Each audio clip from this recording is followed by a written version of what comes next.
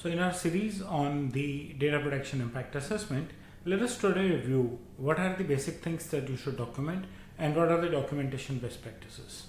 Welcome to my YouTube channel where you daily find new content on data privacy. And as I mentioned, we are going to talk about an effective data protection impact assessment documentation in this video.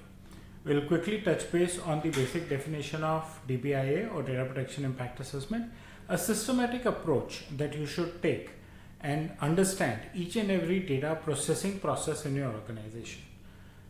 The Indian DPIA says collecting, storing, using, disclosing and destroying personal data of any data principle involves you to interact and be compliant with DPIA Act 2023, right? And to stay there and to follow the best practices of compliance, DPIA is one of the very important tools. It helps you assess how are you collecting data, how are you processing it, where are you storing it, is it safe and secure, what is the process of sharing the data with a third party for any kind of processing, and what happens when the life of data is say expired in your environment. How do you destroy it to make sure that it does not get leaked or misused by anyone. So you need to evaluate each of these processing activities, assess these activities and mitigate any risks. And it is generally recommended that you do it when you start a new process or when you update a process, depending on the size and the volume of processing of information. You should do it at 6 to 12 months of interval to keep yourself updated with your own data protection or data processing activities. What is the importance of documenting things? It helps you record each and every process, each and every decision taken. How does that help? It helps you to be ready for your regulatory compliance and to be accountable and show transparency in your data processing activities. Someone comes in and wants to know how you handle it. You are ready. You have very clear document with you that this is how my team handles the personal data, right? So it's a complete transparent system, or it can help you create a complete transparent system. It provides you audit trails. So whenever there are changes in your processing system, whenever there are changes that you measure in your practices, you can create logs that this is what we have done and this is what we have decided. That helps you do the decision making also. It's informed decisions. You can document all the risks. If they are low priority risk, you can see how to handle them easily. Even if there are high priority risks, then also you can be prepared that in future date I have to take control of this, and you can plan your budgets accordingly with respect to data privacy. The key documents, things that you should prepare: you should identify the risk and what is the impact of each of the risk. We talked about the risk, low priority and high priority risk in the previous video. So you should identify them, categorize them, measure their impact.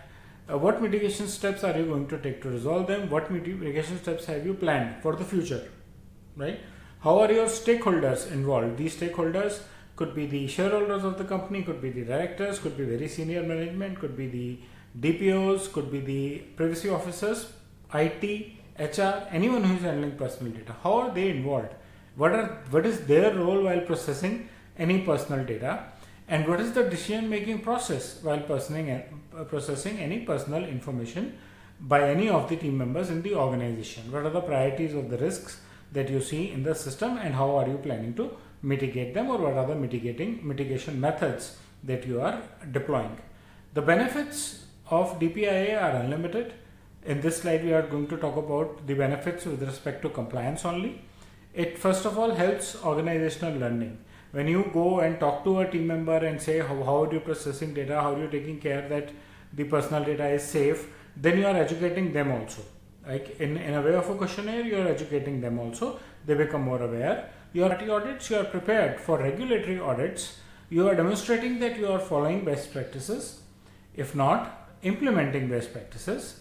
You are documenting the risks, and you are creating evidence for regulators that the best practices are being followed, and these are the way the data privacy is being taken care of within your organization. The best practices to follow when you are documenting things: you should use a very clear language. In Indian context, one of the languages mentioned in the Constitution of India.